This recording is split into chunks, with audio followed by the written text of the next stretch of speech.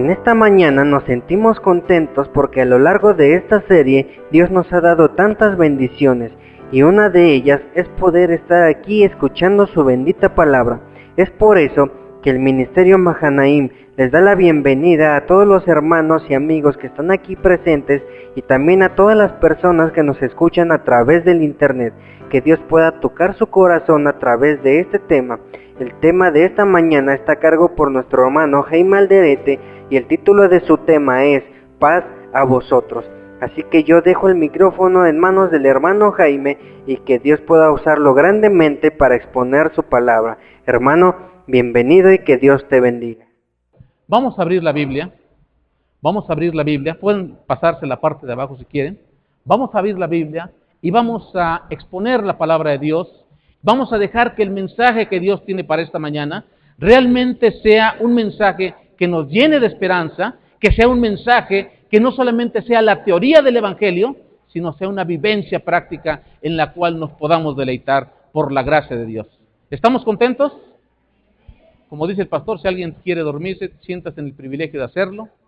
Nada más trate de ubicar su mente en sintonía con Dios, aunque eso es un poco difícil. Pero bueno, si esta mañana alguien les preguntara cuál es el camino para ir al cielo, ¿ustedes tendrían alguna forma de decirle a la gente cuál es el camino para ir al cielo? O sea, si alguien les preguntara a ustedes, necesito que me des la ruta exacta para llegar al cielo, ¿ustedes tendrían esa ruta exacta? O sea, ¿saben ustedes que es muy bonito cuando todo el mundo tiene el concepto en la mente, Cristo Jesús? Es muy diferente cuando realmente podemos evidenciar este punto. Y con lo que vamos a ver esta mañana, de alguna manera nos va a dar una idea clara y precisa de lo que está sucediendo. Le había pedido a Mimi y a Nadia que nos ayude, vamos a hacer un pequeño experimento con un himno. Es más, déjenme decirles, a mi punto de vista, a lo mejor yo estoy equivocado, pero a mi punto de vista, yo creo que este himno no debió haberse considerado dentro del himnario. Aunque la letra habla acerca de la trayectoria y el viaje, el coro como que es algo que en lugar de motivar, desmotiva. Sin embargo, está en el himnario. Vamos a cantar este himno solamente para tener una referencia y poder iniciar la predicación de esta mañana. Vamos a cantar el himno. El camino es escabroso, todo el mundo lo conoce, pero vamos a cantarlo tal y como dice el coro. Muy, pero muy, pero muy cansados. No sé qué número sea el himno. 475, por favor. Vamos a cantar la primera estrofa, el coro. Vamos a cantar la última estrofa y el coro. Y trate de pensar en lo que este himno realmente le está diciendo en la trayectoria hacia la patria celestial. Bueno, vamos a hacer una pequeña observación. Este himno en el nuevo himnario ya está modificado. En el anterior era un poco más lento. Ahorita ya está un poquito más rápido. Ajá, exactamente. Vamos a cantar. Nos colocamos en pie, por favor.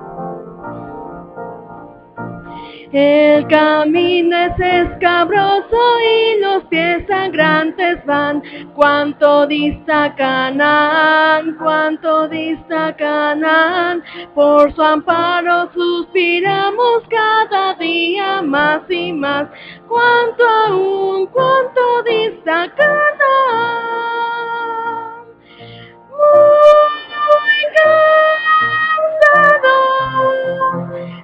cansados, muy cansados de vagar por el desierto estamos ya.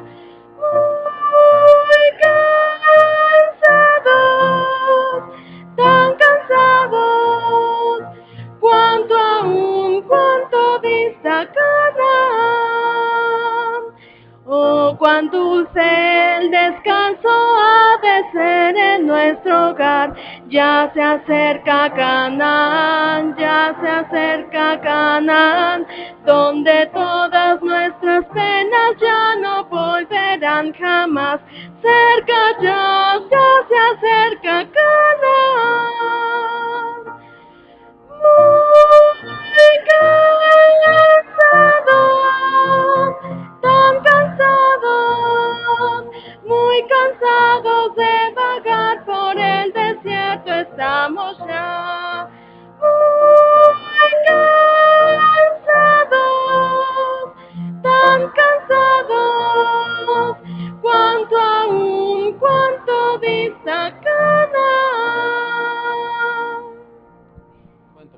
gracias. Y parece que realmente se cansaron. Vamos a volver nuevamente a la cuarta estrofa. Fíjense ustedes, es una contrariedad. La cuarta estrofa dice,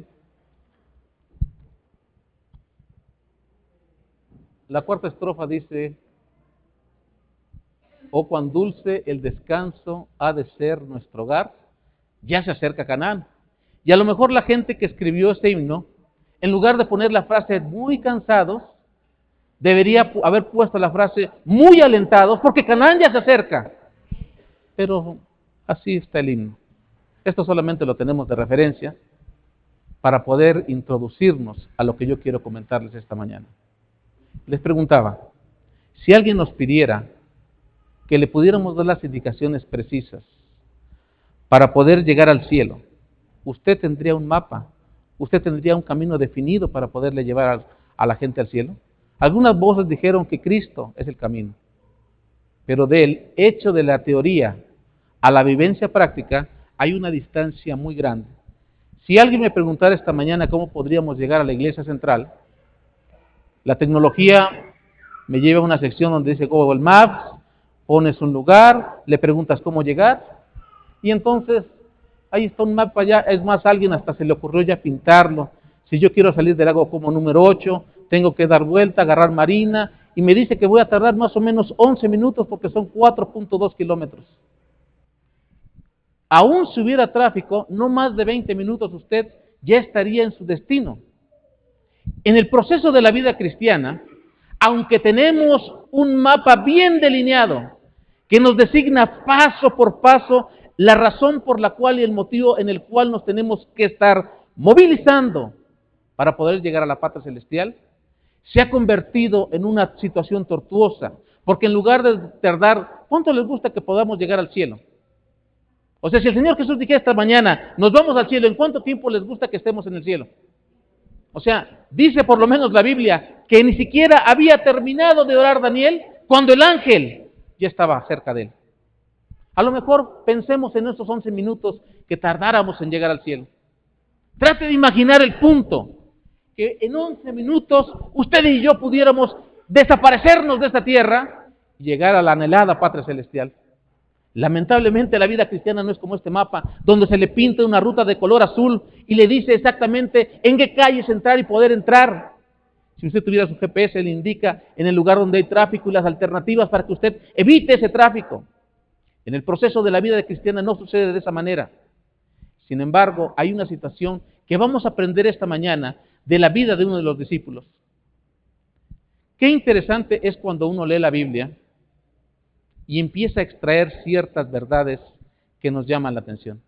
Ahorita que estaban leyendo ustedes la lectura bíblica, leí nuevamente un punto de algo que yo les voy a comentar más adelante, en lo cual en la semana no había yo reparado. Encontré un punto, es más, con este punto yo termino de preparar mi sermón y lo puedo exponer correctamente. Este sermón se lo voy a decir cómo lo pude realizar. La semana pasada yo tenía que venir a la iglesia a predicar y honestamente no tenía ni una idea de qué predicar. Estaba yo en la oficina y abrí la Biblia y me puse a ver algunos versículos y de momento me vino la inspiración y encontré unas ideas que me parecieron prácticas. Por alguna razón, por la lluvia, ya no pude llegar yo a la iglesia y dije, bueno, si no lo predico el miércoles, vamos a explotar el texto bíblico para poder sacar una lección que nos ayude en el crecimiento de nuestra vida espiritual y por la gracia de Dios se convierta en una esperanza para la gente que así lo requiere el sábado.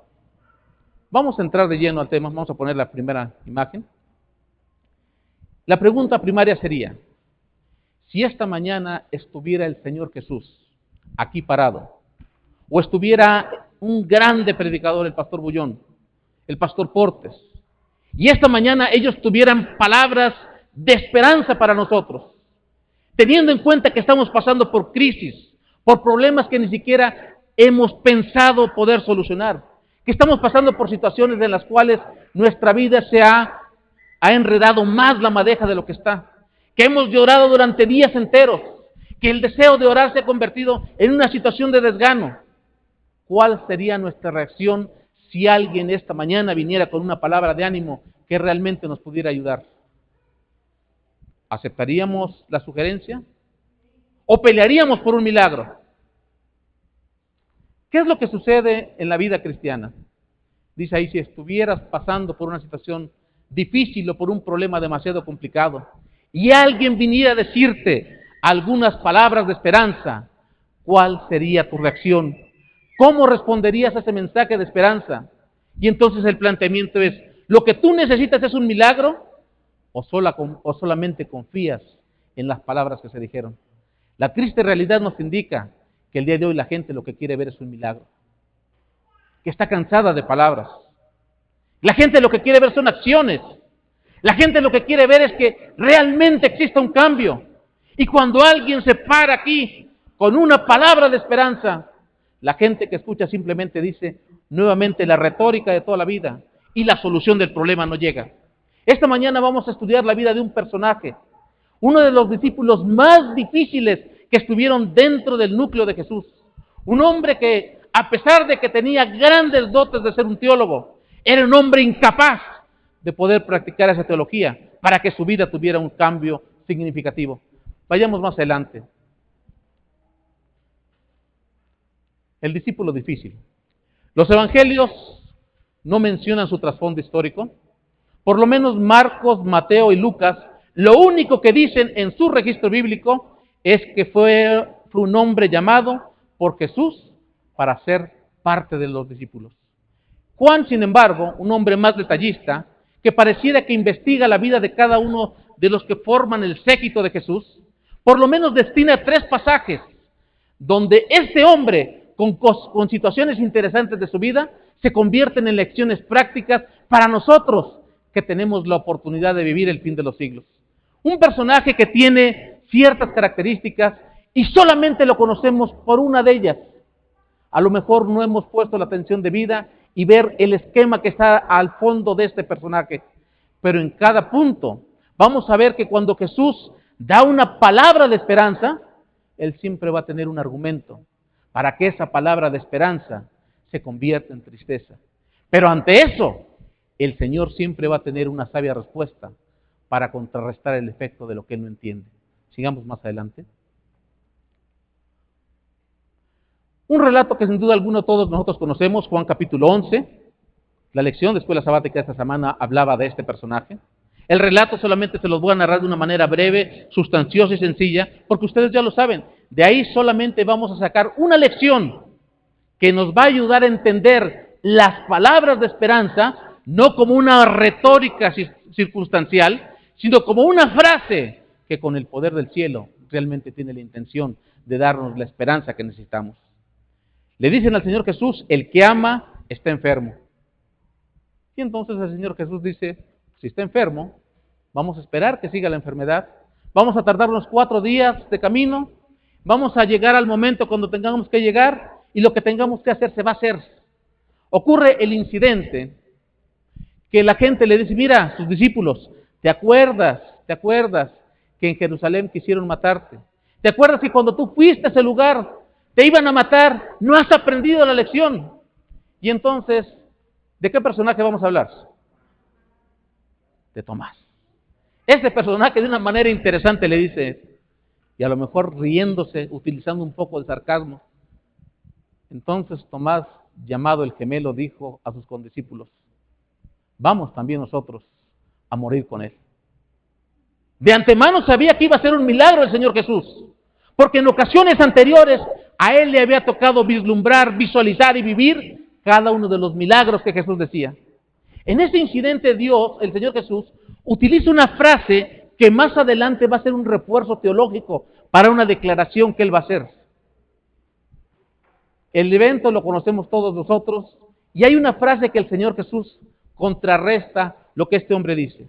Él dice, ok, ya te iban a matar en ese lugar, pero tus indicaciones son que tenemos que ir nuevamente a ese lugar, pues vamos pues para que nos maten. Y el Señor contrarresta su declaración no solamente de palabras, sino a través de una acción real, vívida, donde dice el Señor Jesús, ¿qué cosa? ¿Qué cosa dice? Yo soy ¿qué cosa? La resurrección y la vida. El que cree en mí, aunque muera, ¿qué cosa? Vivirá. Esta es la primera lección que tenemos que entender. Cuando tú y yo estamos desesperados por las situaciones que no entendemos, Cuando tú y yo tenemos problemas que no podemos resolver. Cuando tú y yo hemos llorado hasta el cansancio y hemos llegado al momento de decirle, Dios, ¿sabes qué? La religión no funciona. El estar contigo lo único que me ha ocasionado es tener problemas y problemas y problemas. Pero cuando escuchamos nuevamente la frase de Jesús, y no solamente la frase llena de elocuencia y amor, sino la frase que a través de un hito de realidad se convierte en algo que puede reforzar este argumento. Él dice, yo soy la resurrección y la vida. El que cree en mí, aunque muera, vivirá. La pregunta es, ¿estas palabras Jesús solamente las dijo de labios para afuera? ¿Las dijo nomás para ocupar un lugar dentro de la retórica, de la plática que se tenía en ese momento? ¿Lo dijo nomás para decirle a Tomás, mira, no te preocupes, no te va a pasar nada? A través del ejemplo, el Señor reafirmó una idea que Tomás no tenía clara en la mente. Yo soy la resurrección y la vida. El que cree en mí, aunque qué cosa, aunque esté muerto, vivirá. Y este es el primer argumento que el cielo te pone cuando tú dices, las esperanzas y las promesas de Dios no funcionan. Vuelvo a la pregunta de un inicio. Cuando tú le oras a Dios, ¿qué es lo que esperas? ¿La respuesta del cielo o un milagro al problema que tienes? Esperamos un milagro. Seamos honestos, somos egoístas. Y el día que Dios deja de hacer el milagro, Dios se convierte, en lugar de ser el benefactor, se convierte en el culpable. Y lo ponemos encasillado en un lugar así y le decimos, si tú tan solo cumplieras las promesas de lo que has prometido darme en mi vida, yo no estaría pasando por esta situación. Pero mis queridos hermanos, ninguna parte de la Biblia dice que el cristiano que camina con Jesús no va a tener problemas. Yo los reto a que usted me busque en la Biblia donde dice que no vamos a tener problemas. Hace algunos años aquí llegó un personaje que empezó a transmitir una situación tendenciosa en la vida de la iglesia, al grado de decir que la iglesia no iba a recibir persecución. Y cada vez del que tenía la oportunidad de dar una clase de escuela sabática, de predicar, lo decía tan llanamente. Creó una laguna de confusión en la gente. En ninguna parte de la Biblia se dice que el cristiano que siga fervorosamente a Jesús no va a tener problemas. El hecho de que usted tenga problemas indica que hay una oportunidad para que el cielo haga un milagro. Amén. Lo capacita perfectamente a usted para poder recibir un milagro del cual en el momento que éste se realice, usted ni siquiera lo va a entender. Y eso lo vamos a analizar más adelante. De acuerdo a lo que dice William Barclay es uno de los comentadores bíblicos más profundos que el mundo protestante tiene, y él hace una declaración. Dice que Tomás desplegó la mejor clase de valor. En su corazón, dice, como menciona el señor Strash, no había una fe expectante, sino había una desesperación leal. Pero una cosa estaba decidido, viniera lo que viniera, él no se retiraba. A pesar de que no tenía mucha confianza en lo que decía Jesús, él era el borreguito que si te dicen te vas a ir al matadero, aunque tenga mis dudas, pues me voy a ir al matadero, sin poder ver esperanzas.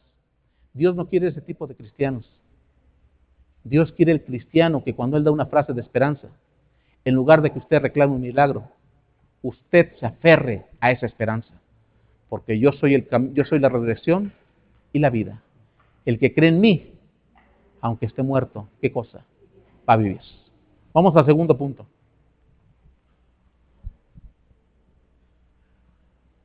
Bueno, ya vimos ahí la cuestión del argumento divino contra el argumento humano. Tomás dice, vamos a morir con Él. El Señor Jesús dice, no Tomás, no te equivoques. Yo soy la resurrección y la vida. Ahora, vamos a ver cuál es la respuesta ante la soledad y la tristeza. Pongo los textos aquí en la Biblia porque prefiero que se entretengan viendo esto a que se distraigan con sus teléfonos. Dice lo siguiente, San Juan 14, versículos del 1 al 6. En la casa de mi Padre hay muchas moradas. Si así no fuera, os lo hubiera dicho. Voy pues a preparar lugar para vosotros, y cuando me vaya y os prepararé el lugar, vendré otra vez y os llevaré conmigo, para que donde yo esté, ¿qué cosa? Vosotros también estéis. Ya sabéis a dónde voy, y conocéis el camino. Y nuevamente, el hombre de la retórica profunda. El Señor dice, ya sabéis a dónde voy, y conocéis el camino. Y el hombre de la intelectualidad profunda, dijo Tomás, Señor, no sabemos a dónde vas, ¿cómo podemos saber el camino? Imagínese usted un cristiano adventista de 20 años, 30 años de caminar con Jesús, que ni siquiera sepa cuál es el camino y ni siquiera sepa dónde fue el Señor Jesús. ¿Alguien me puede buscar Juan 7:33, por favor? En lo que ustedes lo buscan, yo voy a disfrutar de esto.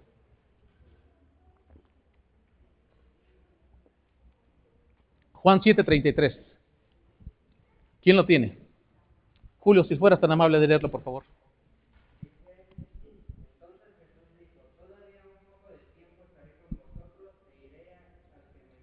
Ok, la pregunta es, ¿los discípulos sabían o no sabían a dónde iba Jesús? ¿Qué dice Tomás? No sabemos a dónde vas. Si no sabemos a dónde vas, ¿cómo podemos conocer el camino? ¿Y cuál es el argumento divino? ¿Qué cosa? Yo soy ¿qué cosa?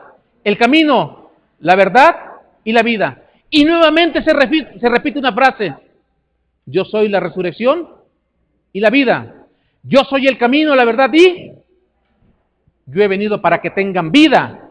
¿Y para qué cosa? Para que la tengamos en abundancia. Para que la tengamos en abundancia. ¿Qué sucede cuando tú tienes problemas en tu vida? ¿Por qué estaba diciendo Jesús esas palabras? Porque les estaba diciendo, señores, en un poco más de tiempo yo me voy a tener que retirar. Y en el momento que Él les dice yo me voy a retirar, ve las miradas tristes, los rostros acongojados, el semblante decaído, y el Señor les dice, señores, no se turbe vuestro corazón.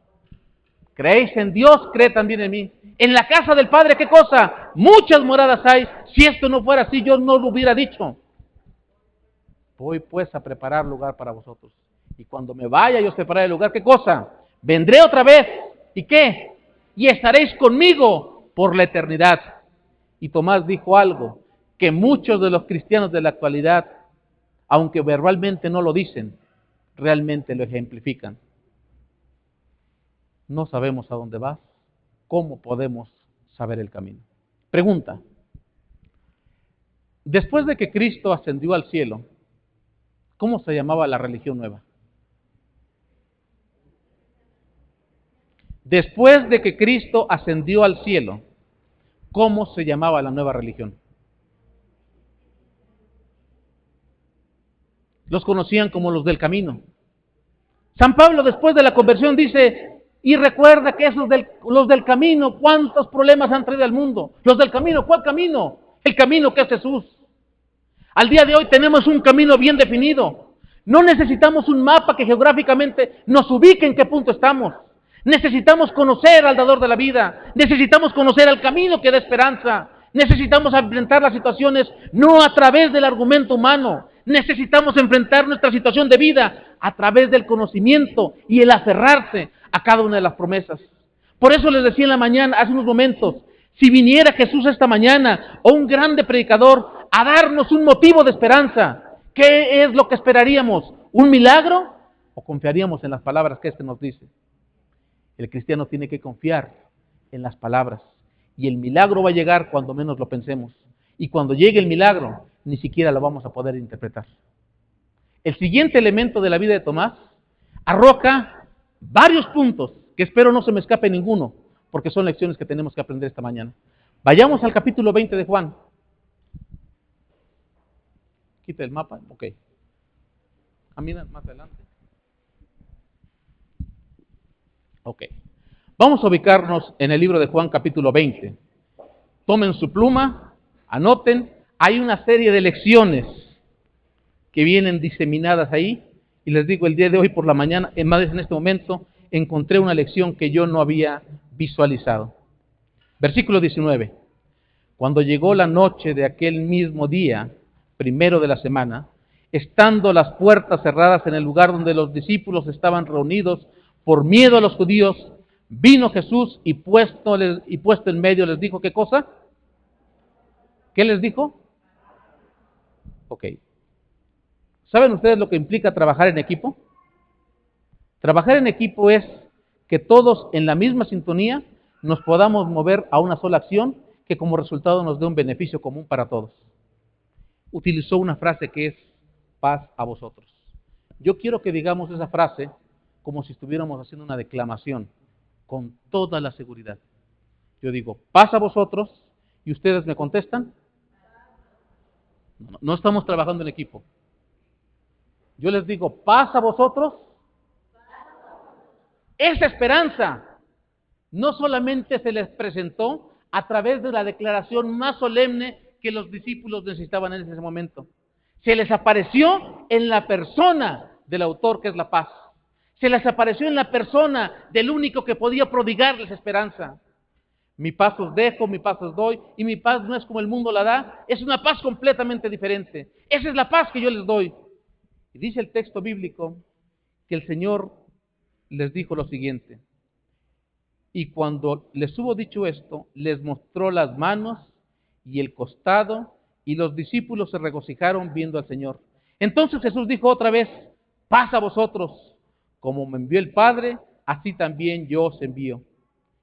Y fíjense ustedes, la Biblia es muy interesante. Cierren su Biblia, porque si la abren van a ver la respuesta de lo que yo les voy a preguntar ahorita. Cierren su Biblia y la pregunta es, ¿cuándo ocurrió la primera manifestación del Espíritu Santo? ¿Por qué? Versículo 22 de Juan 20, ¿qué es lo que dice? ¿Y le sopló qué cosa? ¿Y le sopló qué cosa? El Espíritu Santo.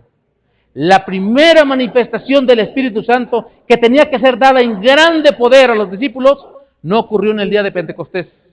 Ocurrió en el momento que el Señor Jesús les dijo, paz a vosotros. ¿Por qué razón? ¿Qué cosa es la paz? ¿Qué cosa es la paz? Hermanos, están completamente equivocados. La paz no es tranquilidad.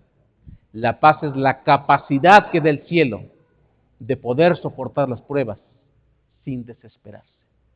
Tranquilidad es de que yo esté cómodamente en un sillón, visualizando qué es lo que viene, a lo mejor cruzando mi pierna, poniéndome la mano en el mentón y meditando en lo que va a suceder.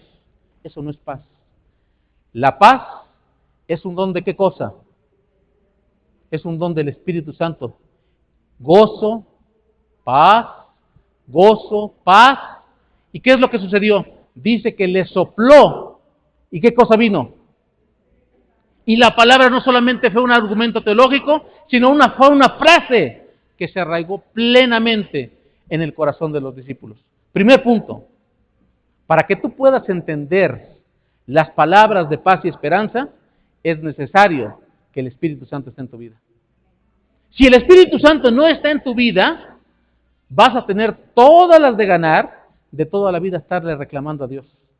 Cuando tú escuches en la Biblia paz a vosotros, como el Espíritu Santo no está en tu vida, en lugar de tomarlo como una situación que tonifique tu existencia, lo vas a tomar como una situación como que Dios está burlando de ti, porque tú tienes una montaña de problemas.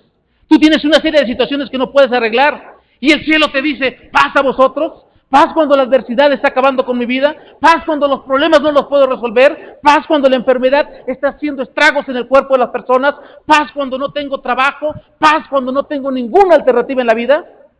Y la gente le reclama a Dios, y la gente argumenta a Dios. Pero si el Espíritu Santo estuviera en tu vida, cuando tú escuchas la frase paz a vosotros, encontrarías un deleite y un manjar para poder seguir confiando en la presencia de Dios. Amén. Ahora, aquí hay otra lección.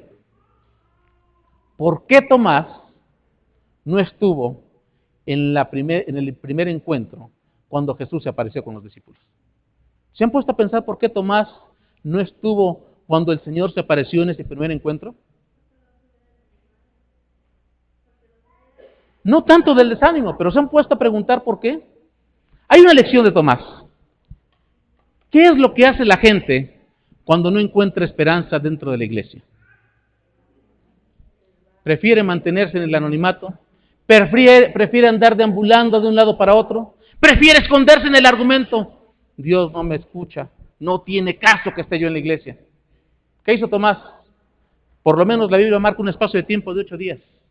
Dicen los comentaristas que Tomás durante 8 días estuvo quién sabe dónde, pensando quién sabe qué cosa, argumentando quién sabe qué cosa en su vida.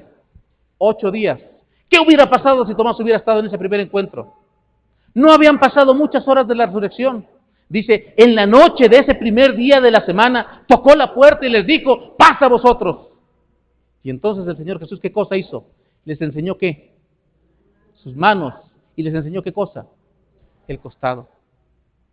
Yo nunca hubiera pensado por qué Tomás pidió, o por qué Tomás argumentó que si él no tocara sus manos y tocara el costado, no iba a creer. Porque los discípulos le han de haber dicho a Tomás, ¿qué crees, Tomás? Vino el maestro y nos dijo, paz a vosotros, y nos enseñó las manos, y nos enseñó el costado. Y dijo Tomás, ya tengo un argumento para reclamar, si yo no toco lo mismo que ustedes vieron, no puedo creer. Eso es lo que sucede con nosotros en la vida. Si no vemos el milagro que Dios, que queremos, dejamos de creer en Dios. Usted tiene un problema muy grande, y han pasado años y Dios no lo ha solucionado, y usted deja de creer, y su argumento es, si yo no veo la solución del problema, no me vuelvo a parar en la iglesia. ¿La iglesia qué culpa tiene de sus problemas? Usted tiene el problema de estar en una relación rota con Jesús. El problema de que usted esté enfermo no es porque Dios le manda una maldición, es que usted, igual que Tomás, decidió empezar a deambular de un lado para otro, a sustraerse en su mundo, a sustraerse en sus ideas. Y cuando usted escucha la palabra, paz a vosotros, en lugar de que sea un elixir y un manantial que vivifique la vida, se convierte en la peor tortura porque simplemente usted no tiene el Espíritu Santo para poder entender el mensaje del cielo. En el incidente que viene más adelante, ocurre algo similar y hay una declaración teológica que ninguno de los discípulos, con toda la capacidad que puedan tener, le argumentaron. Versículo 24. Pero Tomás, uno de los 12, llamado el Dídimo, no estaba con ellos cuando Jesús vino. Le dijeron pues los otros discípulos, al Señor hemos visto. Y les dijo, si no viere en sus manos la señal de los clavos, y metiere mi mano en el lugar de los clavos, y metiere mi mano en su costado, ¿qué cosa? No creeré. Si no viere el milagro que le estoy pidiendo a Dios desde hace mucho tiempo, no esperen que siga creyendo. Y si me tengo que perder, me voy a perder, porque ya me cansé de esperar el milagro que a Dios le he estado pidiendo, y ese milagro no llega. El milagro va a llegar cuando menos lo piense usted, y ni siquiera se va a dar cuenta. Esto nos dice la Biblia. Va a haber el milagro, y ni siquiera lo va a poder entender, porque el milagro no es algo hecho que usted pueda visualizar. El milagro es la esperanza que se da en medio de la adversidad. Usted sale victorioso en el nombre de Cristo Jesús. Eso es lo que tenemos que aprender de este hombre. Y dice la Biblia lo siguiente. 8 días después estaban otra vez y sus discípulos dentro y con ellos Tomás. Llegó Jesús estando a las puertas cerradas y se puso en medio y les dijo, ¿qué cosa? El problema de Tomás todavía no se había solucionado. Y nuevamente vuelve a decir algo que tortura los oídos de Tomás. Paz a vosotros. Tú tienes un problema muy grande. Y todas las mañanas oras para que Dios haga un milagro. Y lo único que te contesta Dios es, paz a vosotros. No entiendes la frase porque el Espíritu Santo no está en tu corazón. Si tuvieras el Espíritu Santo en tu corazón, te aferrarías a esta promesa. Y cuando menos te dieras cuenta, verías el milagro de Dios. Pero tienes ya 2 problemas. No conoces a Dios y no tienes el Espíritu Santo. ¿Con qué argumento vas con Dios a reclamar? O sea, cuando tienes a Dios y tienes el Espíritu Santo, entonces, Señor, tú prometiste esto. ¿Dónde está? Es más, dijiste que la paz es el resultado del Espíritu Santo. ¿Por qué tengo tantos problemas? Y entonces, de manera maravillosa, el cielo responde. Pero si no tienes paz, y no tienes a Dios, y no tienes el Espíritu Santo, ¿cómo quieres esperar un milagro? Es que tengo años pidiéndole a Dios que me dé un trabajo en el cual yo pueda ganar miles de pesos. A lo mejor Dios lo tiene preparado en el organigrama de la vida, pero no te lo da porque tú no estás capacitado para poderlo aprovechar. A lo mejor Dios tiene dinero que te quiere dar, no te lo da porque simplemente la avaricia, la codicia, el deseo malsano, haría que ese dinero perjudicara más tu vida en lugar de beneficiarla. Elena G. de White en El Camino a Cristo dice lo siguiente, el almacén del cielo está lleno de bendiciones para ser derramadas en el mundo. Simplemente Dios no las da porque no estamos capacitados para poderlas administrar. Si nos dieran $1,000,000 de pesos esta mañana, ¿cuánto tiempo nos duraría? Inmediatamente estaríamos pensando qué compraríamos, qué haríamos y buscar la manera de acabarnos ese $1,000,000 de pesos en un día y esperar que al día siguiente nos dieran otro $1,000,000 de pesos. porque así funciona la mecánica del ser humano. Queremos que Dios nos dé grandes bendiciones. ¿A cambio de qué? ¿De un mezquino espacio de tiempo de 11 a 12 los sábados? ¿A cambio de qué? ¿De una corta oración de 5 o 6 minutos a lo mucho? ¿A cambio de qué? ¿De una leída distraída de la Biblia? Eso sí, cuando los problemas están enfrentando nuestra vida y nos están acabando, quisiéramos que toda la corte celestial bajara, hiciera el milagro y nos diera una palmada en la espalda diciendo, siga participando porque próximamente viene otro milagro más. La vida cristiana no funciona de esa manera. Ahí está con Tomás. Y vean ustedes algo interesante que sucede. Luego dijo a Tomás, pon aquí tu dedo y mira mis manos, y acerca tu mano y métela en mi costado, y no seas incrédulo, sino creyente. Y entonces viene un momento culminante. Tomás dice una frase que ningún teólogo de su tiempo le había pasado por la mente. ¿Cuál es la frase que dice Tomás? ¿Qué cosa dice? Señor mío y Dios mío. Ya en ese tiempo empezaba a manifestarse la idea de que Jesucristo era un ser creado, de que no era Dios. Pero era tanta la teología que este hombre tenía en la mente, que sin temor alguno dijo, no solamente eres mi Señor, sino que eres mi Dios. ¿Qué le contestó el Señor Jesús? ¿Qué le contestó el Señor Jesús? Vean ustedes el contraste. Cuando el Señor Jesús preguntó tiempo atrás a sus discípulos, ¿quién dicen ustedes que soy? Y la gente contesta, unos dicen que eres Elías, otros dicen que tú eres Jeremías. ¿Y qué es lo que contesta Pedro? ¿Qué contesta Pedro? Tú eres el Cristo. ¿Y qué le contesta el Señor Jesús? Bienaventurado hijo de Simón, porque no te lo reveló carne ni sangre, sino ¿qué cosa? Sino mi Padre que está en los cielos. Pedro en su tiempo declaró una verdad teológica que nadie se había atrevido a declarar. Y como respuesta, el Señor dio una bienaventuranza en su vida. No en el caso así de Tomás. Aunque Tomás declaró una situación teológica que nadie tendría argumentos para desbaratar, en lugar de darle un aplauso porque realmente contestó teológicamente lo que tenía que contestar, le dijo, mira Tomás, déjate de cosas. Son bienaventurados los que creyeron sin ver. Y Tomás pareciera que queda en el anonimato. Yo les pregunto, ¿realmente hubo un cambio en la vida de Tomás? Dice el libro de Hechos que 40 días después estaban totalmente unidos. Aquí nos enseña una lección. ¿Usted quiere recibir el Espíritu Santo? A ver, vuelvo a preguntar. O Carlos que habla inglés, que lo diga en inglés. ¿Usted anhela recibir el Espíritu Santo? Para recibir el Espíritu Santo tenemos que estar unidos. Porque por lo menos es lo que enseña Juan 20 y es lo que enseña Hechos 2.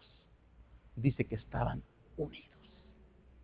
Pero si usted quiere, como Tomás, perderse por el mundo durante 8 días, entonces usted no va a recibir el Espíritu Santo. Usted no va a entender las misericordias de Dios. Usted no va a gozar de los beneficios. Usted va a reclamar milagro tras milagro, pero no va a poder gozar de las palabras de ánimo y de amor que salen de los labios del Señor Jesús. Esta es una enseñanza solemne.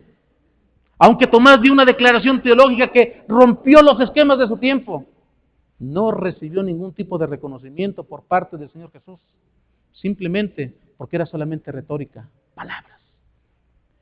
Dice William Barclay, dicen los estudiosos de la Biblia, que después de que descendió el Espíritu Santo, cada uno de los discípulos se fue a predicar a lugares insospechados, fue a proclamar el Evangelio. Pregunta, ¿realmente la vida de Tomás fue cambiada por Dios? Dice la tradición que el Señor Jesús se le apareció a Tomás y le dijo, Tomás, necesito que te vayas a la India a predicar. Y Tomás le dijo, Señor, ¿qué crees? Mándame a cualquier lugar, pero yo no voy a ir a la India. Y nuevamente aparece el Señor Jesús. Tomás, te vas a ir a predicar a la India. Dice la tradición, no sé qué tan cierta sea esto, que el Señor Jesús, en forma de hombre, le apareció al rey de la India en ese tiempo y le dijo, veo que tienes la intención de construir un grande templo. ¿Qué es lo que necesitas? Un carpintero. Tengo un esclavo que es carpintero. Te lo voy a vender. El rey pagó el precio y el Señor Jesús se presenta nuevamente delante de Tomás y le dice, Tomás, te tengo un ofrecimiento, te vas a ir a predicar a la India. Ya te dije que no voy a ir a predicar a la India. Ok, ahora te voy a poner el planteamiento que acabo de hacer. Te acabo de vender como esclavo al rey para que tú te conviertas en su carpintero y hagas lo que tienes que hacer. Dice la historia que Tomás empezó a recibir dinero de parte del rey y empezó, en lugar de edificar lo que le habían pedido que edificara, empezó a predicar el evangelio. Y cuando el rey le dijo, oye Tomás, ya te di bastante dinero, ¿cómo va el avance de lo que te pedí? Ah, pues ahí va más o menos. ¿Y cuándo puedo ver lo que hiciste? Yo te digo después. Pero dice la tradición que Tomás aprendió a predicar el evangelio. Y él murió atravesado por una lanza, predicando el evangelio. Dios lo cambió. Pero tuvieron que pasar 3 eventos donde él argumentó no conocer, no saber, tener miedo, no querer creer nada más de oídas, no entender el concepto de lo que es la paz. Y esta mañana, en el nombre de Jesús, yo te pregunto nuevamente, cuando tú oras, ¿qué es lo que esperas? ¿Una frase del cielo que te motive a tener esperanza? ¿O un milagro que arregle tu vida? Me inclino más por la frase. Porque cuando llegue el milagro, ni siquiera me voy a dar cuenta que llegó. Y a lo mejor ni lo voy a poder disfrutar. ¿Tú quieres tener el Espíritu Santo en tu vida? No te ausentes por 8 días. No te salgas de este núcleo. Con todas las imperfecciones que la iglesia tiene, es el único lugar seguro para recibir la oportunidad del cielo para nuestras vidas. Y yo espero que esta mañana, en el nombre de Jesús, la enseñanza de esta mañana no sea un sermón más que pasa a la historia, sino sea la necesidad de un corazón anhelante de escuchar las frases de Jesús para que nuestra vida tenga un crecimiento espiritual. Nuestro Padre, nuestro Dios amante, este sábado nos hemos dado cuenta que has estado con nosotros, que tu presencia es una realidad de la cual no podemos discutir. Esta mañana hemos escuchado no el argumento teológico que alguien puede dar, sino hemos escuchado tu palabra donde nos dice paz a vosotros, donde nos dice yo soy la resurrección y la vida, donde nos dice yo soy el camino, la verdad y la vida, donde nos dice que aunque estemos muertos en la esperanza bienaventurada de Jesús, seremos nosotros resucitados. Esta mañana nuestra hermana Guille, nuestra hermana Celia, Beto, nuestro hermano Armando, nuestra hermana Carmen, nuestro hermano Rubén, nuestra hermana Graciela, nuestro hermano Ismael, nuestro hermano que también se ha estado alejando de tu misericordia. Desde lo profundo del corazón, junto con nuestra hermana Guille, anhelan que tú hagas un milagro. Pero antes de que tú hagas un milagro, te pedimos que nos des el Espíritu Santo para poder comprender ese milagro. Que esta mañana podamos escuchar la voz amorosa de Jesús y podamos clamarle y decirle, no me pases, no me olvides. Sé tú mi Salvador. Queremos que cuando abramos los ojos, eterno Dios, caminemos en aras de la felicidad, puestos nuestros ojos en el autor y consumador de la fe. En este sábado ha sido algo glorioso, en el cual te pedimos que tu misericordia se prolongue hasta que tú vengas. Permite que unidos como iglesia, el próximo sábado, el enemigo no ponga ningún obstáculo para podernos presentar y participar del perdón de la Santa Cena. Permite que nuestros diáconos sean resguardados en el marco de tu amor, para que sus vidas edificadas en el fundamento de los siglos, que es Jesús, encuentren alivio y esperanza que puedan transmitir a nuestros hermanos. Permite que cada miembro de la iglesia no se deje de llevar por los problemas, sino por el contrario, visualice la grandeza de Cristo y el próximo sábado no haya ningún impedimento para participar de la bendición del cielo. También te pedimos por la salud de la esposa de nuestro pastor. Está delicada, queremos que hagas un milagro, que le confortes y que animes a nuestro pastor. Tiene el problema de su madre enferma, de un hermano en la cárcel y ahora con su esposa. Pero sabemos que como Dios benevolente que eres, no permitirás que seamos tentados más de lo que podemos soportar. Estas súplicas las pedimos no porque merezcamos tu bendición. Las pedimos porque tú has dicho, paz a vosotros. Y en la seguridad de esas palabras, eterno Dios, clamamos por tu misericordia. Lo pedimos humildemente en el amor de Jesús. Amén.